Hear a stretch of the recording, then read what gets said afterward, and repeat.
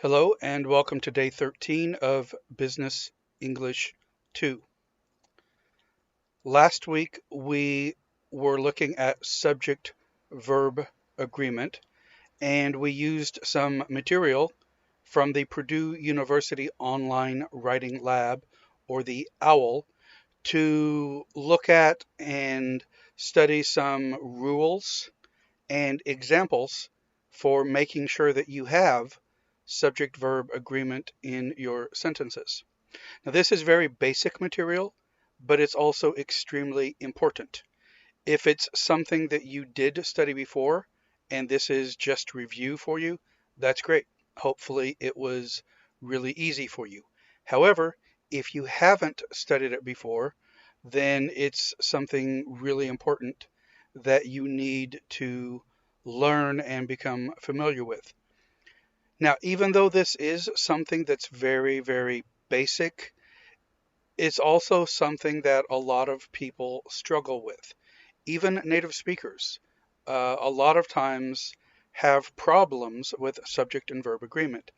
And the problem with that is that because it's such a basic thing, that when people do use it incorrectly, they look uneducated. So it's really important that you learn how to do this and how to do it properly, and that will make you appear much more intelligent and much more educated than those who do not use it correctly. Okay. Now, to get started with this today, we're going to actually look at another song from Schoolhouse Rock, which talks about subject and verb agreement. So I will upload the lyrics for this so you can look at them more clearly. But let's take a look at this. Now, this is called The Tale of Mr. Morton. The Tale of Mr. Morton. So what is a tale? Well, a tale, obviously, is what? Yes, if you said a story, you are correct. Now, don't confuse that with a tail, T-A-I-L. This is the kind of tail you would see on the back end of an animal. A cat, a dog, a mouse, a squirrel. They all have tails. That's the portion coming off of the butt, the rear end. Now, we also use tail in reference to people sometimes. At the bottom of your spine, your backbone, at the bottom of your spine or your backbone, that kind of pointed bone all the way at the bottom, just at the base of your back, the base, the bottom of your back, is your tail bone. So if you fall down hard onto the ground or something, you can actually break your tailbone or even bruise it, which is extremely painful. One time, quite a few years ago, I slid down some carpeted steps at my home. My foot slipped off the front of one of the steps and I just bounced all the way down on my tailbone. When I got to the bottom, I couldn't even stand up. It was so painful because I had hurt my tailbone. Okay, so uh, we'll use that in reference to people, to our bodies. And also, if you're sitting around on the couch or just being lazy, somebody might say, "Hey, get off your tail, do something." Get off your tail means get off your butt, get off your rear end, and do something. Don't be lazy. Okay.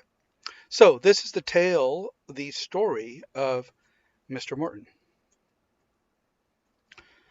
So, like we did before, let me read through the lyrics and you guys just kind of follow along and repeat it at home. So this is the tale of Mr. Morton. Mr. Morton is who? That's kind of reversed the direction of the words here, but it just means who is Mr. Morton? This is his story. Who is he? He is the subject of our tale. And the predicate says, and the predicate tells what Mr. Morton must do.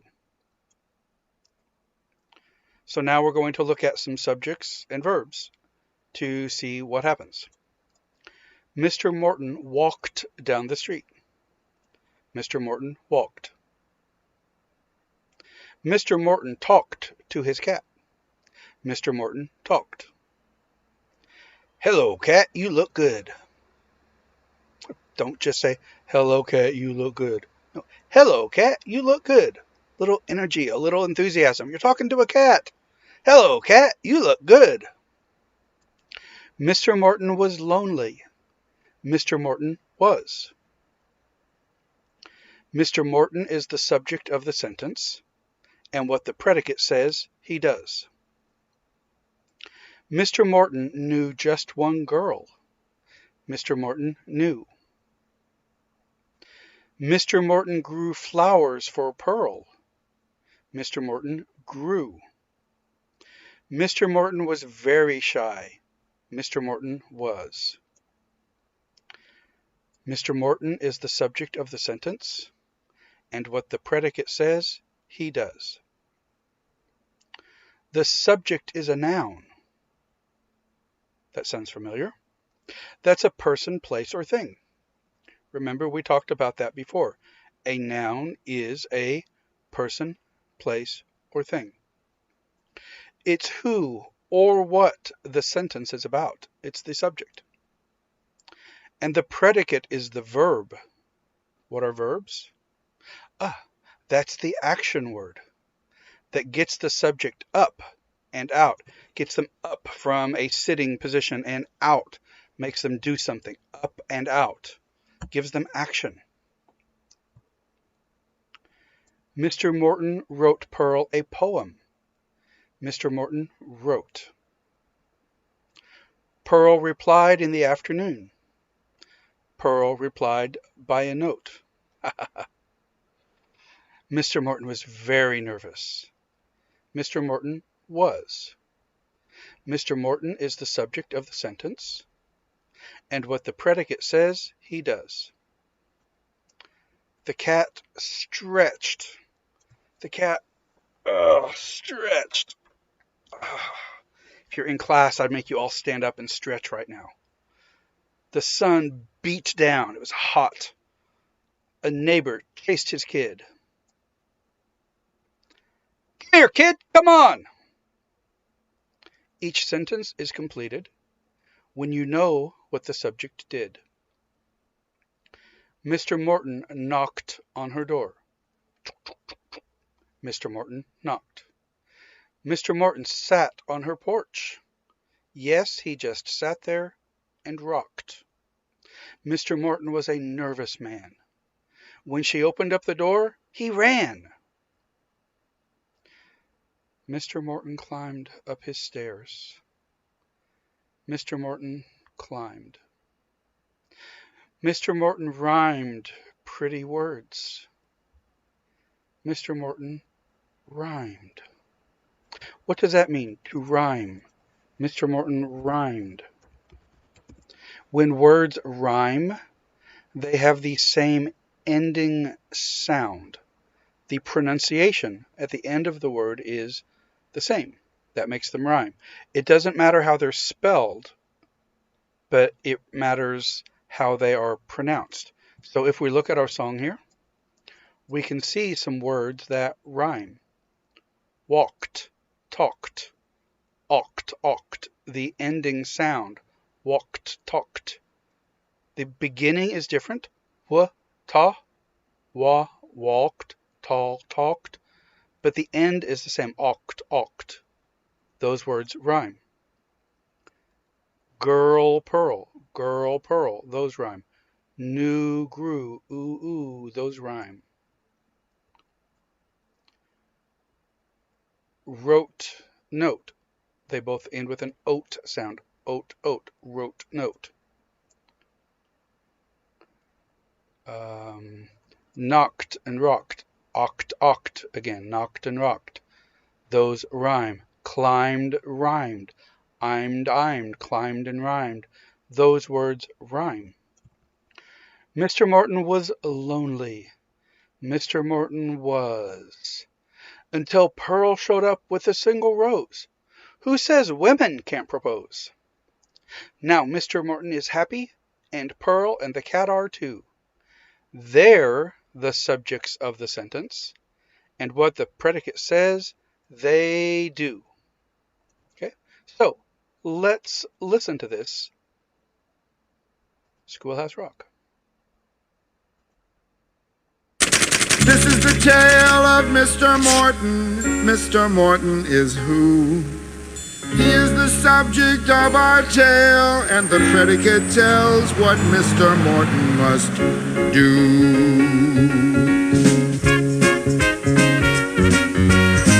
Mr. Morton walked down the street. Mr. Morton walked. Mr. Morton talked to his cat. Mr. Morton talked. Hello, cat. You look good. Mr. Morton was lonely. Mr. Morton was. Mr. Morton is the subject of the sentence, and what the predicate says he does. Mr. Morton knew just one girl. Mr. Morton knew. Mr. Morton grew flowers for Pearl. Mr. Morton grew. Mr. Morton was very shy. Mr. Morton was. Mr. Morton is the subject of the sentence, and what the predicate. So notice here, I apologize, the color on this kind of covers up this word, but it says Mr. Morton blushes. Notice here when Pearl waved at him from her window, his face turned red. He was kind of embarrassed or feeling kind of shy. When you blush, Mr. Morton blushes. When you blush, that means that the blood rushes to the surface of your skin and kind of turns it red. So blush is actually a combination of blood and the word rush. Blood rush. So when the blood rushes to the surface of your skin, your face will turn sort of red colored. And that can happen if you are kind of feeling shy or embarrassed about something. You can blush. Ladies, some of you put makeup on your face. You put this stuff to make your cheeks look red. What is that makeup called? Blush. So you put on blush, the makeup, to make it look like you are blushing. So when she waved back at him, he blushed. Mr. Morton was very shy. Mr. Morton was. Mr. Morton is the subject of the sentence, and what the predicate says he does. The subject is a noun. That's a person, place, or thing. It's who or what the sentence is about. And the predicate is the verb. That's the action word that gets this subject up and out. Mr. Morton wrote Pearl a poem. Mr. Morton wrote. Pearl replied in the afternoon. Pearl replied by a note. Mr. Morton was very nervous. Mr. Morton was. Mr. Morton is the subject of the sentence, and what the predicate says he does. The cat. Mr. Morton was. Mr. Morton is the subject of the sentence, and what the predicate says. So here now it says Mr. Morton faints. Faints.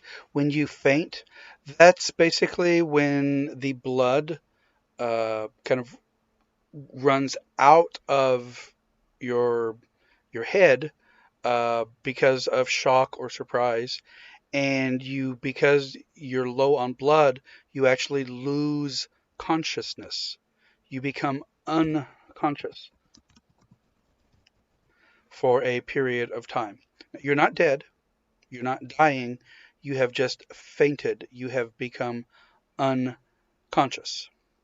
You see this a lot of times in movies or dramas, soap operas, when or like television dramas, when a character, especially a woman, receives some sort of shock or surprise, then she might say, "Oh," and then she'll faint. She'll pass out. Okay. Now this is different than uh, passing out or blacking out because of drinking alcohol or something like that. This is fainting because of shock or surprise. As he does. The cat stretched, the sun beat down. A neighbor chased his kid. Come here, kid, come on. Each sentence is completed when you know what the subject did. Mr. Morton knocked on her door. Mr. Morton knocked. Now notice this chair here on Pearl's porch. It has these curved pieces on the bottoms of the legs. So it doesn't sit flat on the ground, but when you sit down, you kind of go back and forth. Not from side to side, but back and forth, or I should say back and forth. Back and forth. Back means, of course, backwards. Forth means forward. You'd rock back and forth.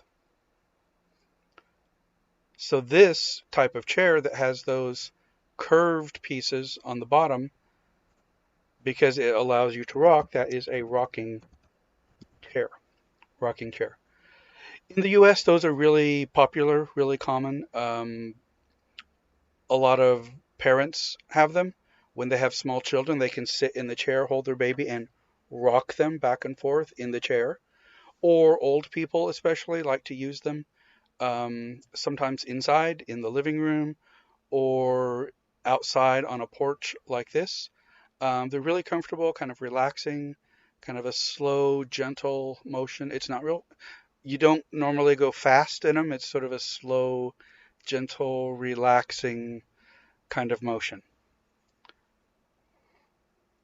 I don't think I've ever seen a rocking chair in Korea.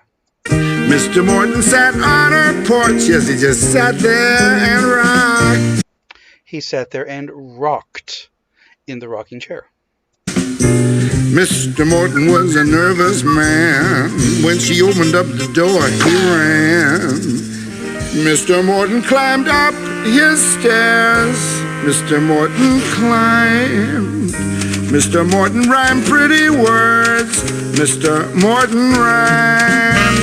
Mr. Morton was lonely. Mr. Morton was, until Pearl showed up with a single rose. Who says women can't propose? Who says women can't propose? So be very careful with this. This is used very differently in Korea. In English, when you propose, when you're talking to a boyfriend, girlfriend, when you propose, you're not asking them to be your boyfriend or your girlfriend or to go out with you. When you propose, you are asking them to marry you.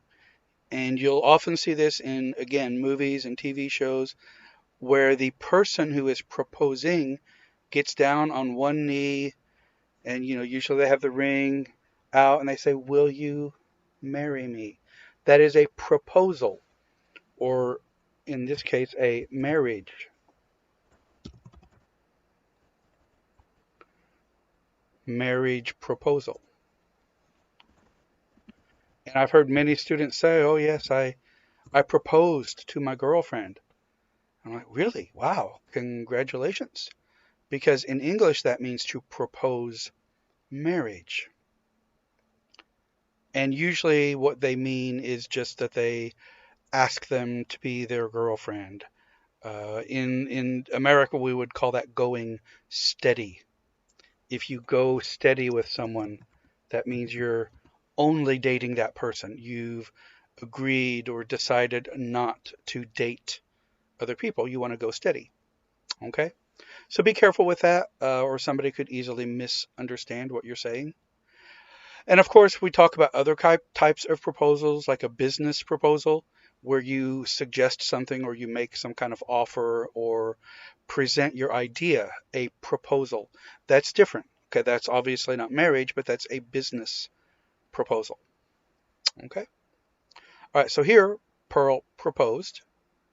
Mr. Morton was until Pearl showed up with a single rose. Who says women can't propose? Now Mr. Morton is happy, and Pearl and the cat are too. They're the subject of the sentence, and what the predicate says, they do. So after Pearl proposes to Mr. Morton, they get married and they go off together with the cat on their honeymoon.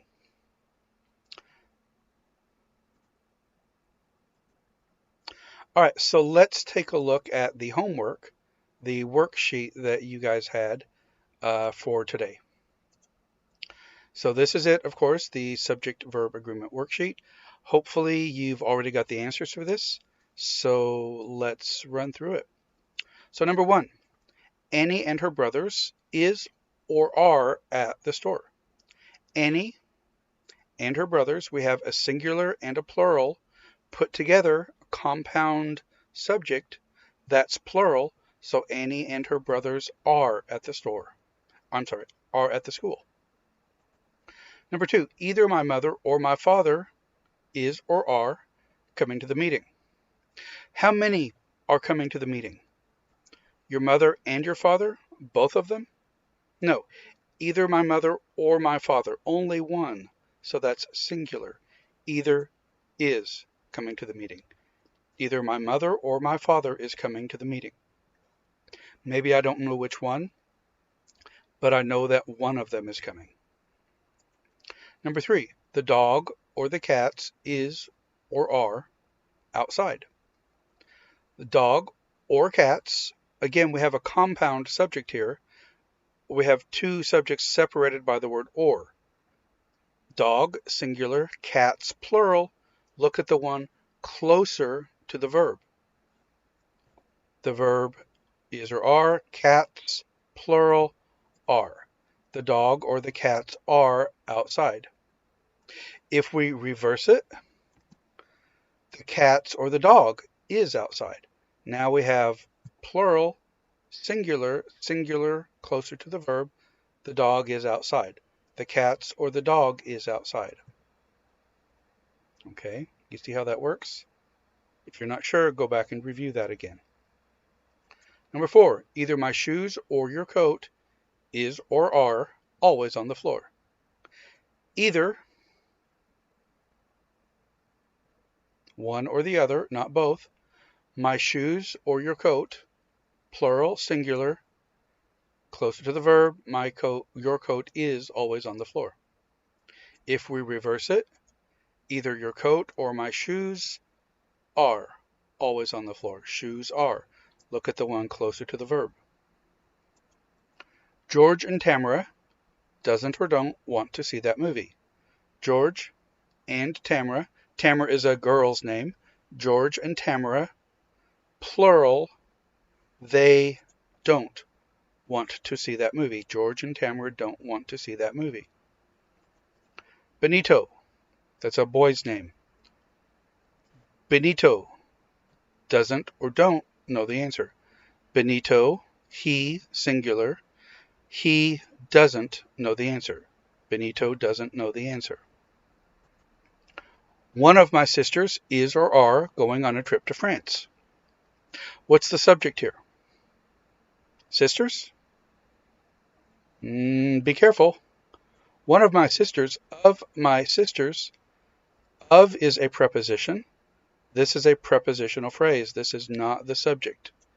The subject is one. One is going on a trip to France.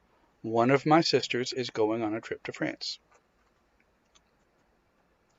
Number 8, the man with all the birds live or lives on my street. Who lives on your street? The man with all the birds. What's the subject? The man. Which man? The man with all the birds. The phrase with all the birds describes the man. It gives us more information about him. Birds is not the subject. The subject is the man. The man lives on my street. Which man? The man with all the birds. Number 9. The movie, including all the previews, takes about 2 hours to watch. What's the subject? The movie. The movie takes about 2 hours to watch. Number 10.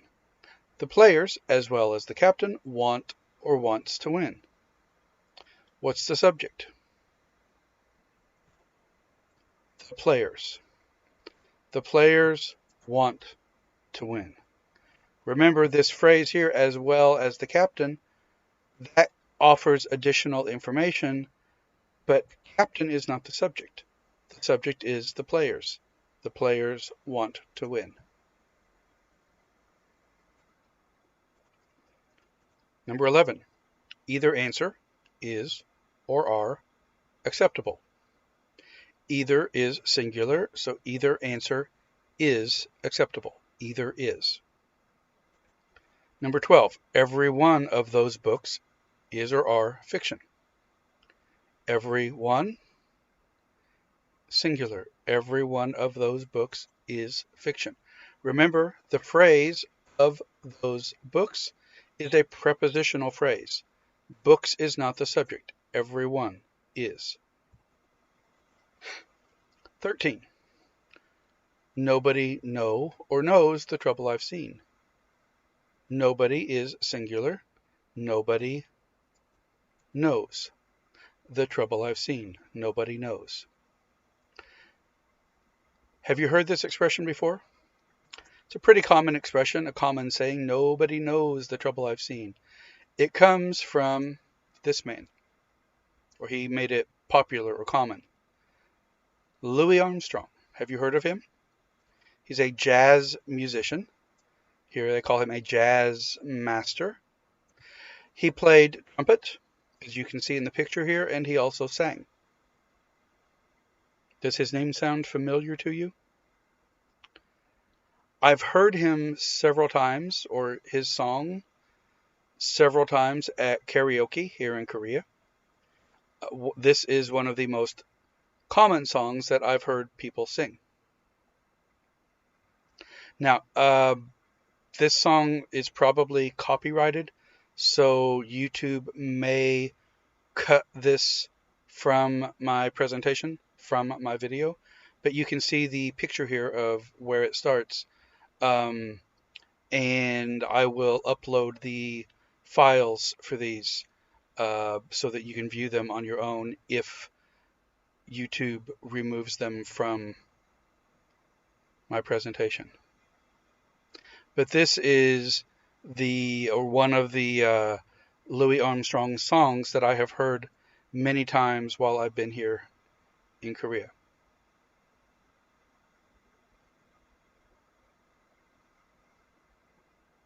Hold on, it won't.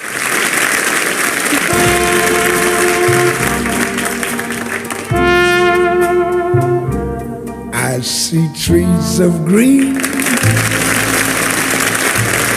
roses too. I see them blue for me and you, and I think to myself,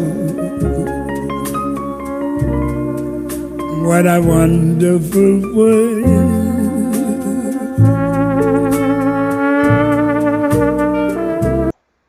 Okay, that's all of that I'm going to try to play here. Hopefully YouTube won't cut that out. But this is the one I was talking about. Nobody knows the trouble I've seen. This is obviously Louis Armstrong again.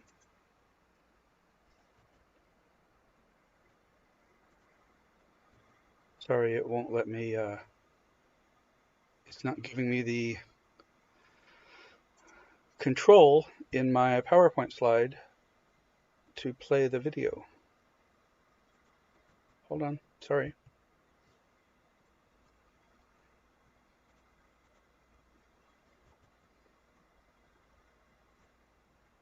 There we go.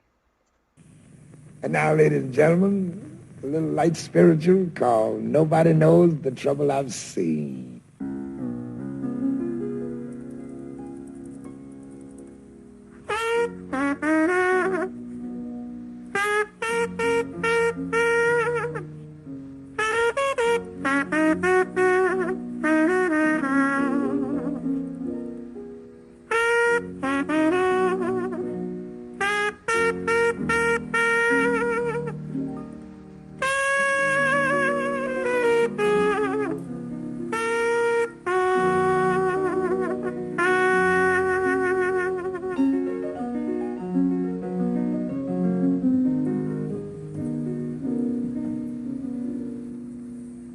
Nobody knows the trouble I've seen. Nobody knows my sorrow. Nobody knows the trouble I've seen. Glory, hallelujah.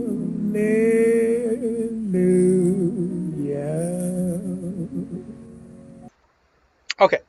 So again, I will upload the videos for those just in case you want to listen to the entire song instead of just the short clip there. Now, number 14. Is or are the news on at 5 or 6? Remember, the news is a singular thing. Think of the news show, the news program. The news is. Is the news on at 5 or 6? Now, what about this channel? Channel 6 News in the evenings at 5, 6, 6:30, and 10. So here we could say the news is on Channel 6 at 5, 6, 6:30, and 10. The news is still singular. Number 15. Mathematics is or are John's favorite subject, while civics is or are Andrea's favorite subject. Remember, mathematics and civics are both individual subjects, singular subjects, even though they end with an S. Just like economics is singular, it's not plural. Mathematics is John's favorite subject, while civics is Andrea's favorite subject. Number 16, $8 is or are the price of a movie ticket these days. Here we are talking about an amount of money, a quantity of money, or remember we said we could call it a sum of money and specific amount. $8 is the price of a movie these days. $8 is singular. 17. Is or are the tweezers in this drawer? Remember, tweezers have two parts, two sections, two pieces. So that is plural, just like some others that we looked at, like scissors and shears.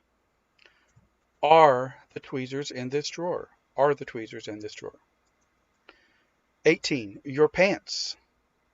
Again, two parts. Your pants are at the cleaners. Your pants are at the cleaners.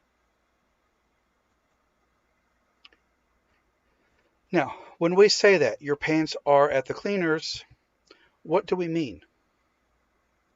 What is a cleaners? Well, there are shops, some of you might think, oh, that's a laundry shop. Well, laundry is what you do at home. That's where you put things in a washing machine and with soap and water or detergent and water and wash them. That's laundry. So you can go to a shop for that, or what we might call a laundromat. That's sort of a combination of the words laundry and automatic, the mat, automatic laundry. That's a business that you go to where they have washing machines and electric dryers where you can do your own laundry. That's a laundromat. Or there are places where you can take it and they will wash your clothes for you. That would be a laundry. Okay. But when we say cleaners, we mean something different. What kind of cleaning do they do? Do they throw it in the washer with soap and water? What if you have a nice suit or a really nice dress? Can you throw that in the washing machine? No. They can't use water on those materials. It will ruin them, or it will ruin the way that they are made. So they have to use a special dry cleaning process. Now, they in that it's not totally dry, they actually do use chemicals to remove stains and dirt, but it's not water. So that's why it's called dry cleaning. Okay? So if you say something is at the cleaners, it's at the dry cleaners. So your pants, plural, are at the cleaners. Now notice here cleaners, here it's written with a possessive apostrophe S, like the cleaners business. You'll also see that written without an apostrophe, meaning the cleaners, the meaning the people, uh, and it's used in the plural form. So you'll see that written both ways, either with an apostrophe or without. Both are pretty common. It could be written either way. Okay. Number 19. There was or were 15 candies in that bag. Now there is or are only one left. When we say here 15 candies, that means 15 pieces of candy. 15 candies were. There were 15 candies in that bag. Now there is only one. One is, of course, singular. There were 15. Now there is one. Number 20. The committee debates or debate these questions carefully. Here, the committee is one group of people working together. The committee, singular, debates these questions carefully. The committee debates. Number 21, the committee leads or lead very different lives in private. Here we are talking about the private lives of the committee members, the individual lives. They don't live different lives together, but here they're doing that separately. It's their personal lives. So the committee individually, the committee members, plural, the committee lead very different lives in private. Number 22, the prime minister, together with his wife, greets or greet the press cordially. What's the subject? The prime minister greets the press cordially. Now, what is the press? The press, that's the media. Newspaper, magazine, journal, television, reporters, media. That's the press. Cordially, if you are cordial or you do something cordially, that means very polite. Very polite. Almost a formal politeness. Very formal, but very polite. Cordially. 23. All of the CDs, even the scratched one, is or are in this case. What's the subject? All. All of the CDs are in this case. Remember, of the CDs, that's another prepositional phrase. Even the scratched one, that's a phrase between the subject and the verb. The subject and the verb that must agree, all are in this case. 24. There is or are a young man with a baby and an old woman on the platform. When we start with there is or there are, we look at what is closer to the verb. A young man. There is a young man with a baby, and a woman, an old woman on the platform. What's a platform here? This would be like a train platform, or a subway platform, that area where you stand while you're waiting for the train or the subway to come. That's the platform. Now, how many people are on the platform? A young man with a baby and an old woman. 2.5 people? 3 people? There are 3 people on the platform. Here, the subject is 3 people, or people. There are 3 people on the platform. And number 25, there is or are 2 boys and a dog in the park. Again, we have 2 boys and a dog. Which one is closer to the verb? 2 boys. There are 2 boys and a dog in the park. If we reverse it, there is a dog and 2 boys in the park. Look at the one closer to the verb. There is a dog and 2 boys in the park. Okay, we're going to spend a little more time talking about cleaners, and an expression that goes along with that, but I will save that for Thursday's lecture. So thank you for watching today. Have a good afternoon, and I'll see you on Thursday.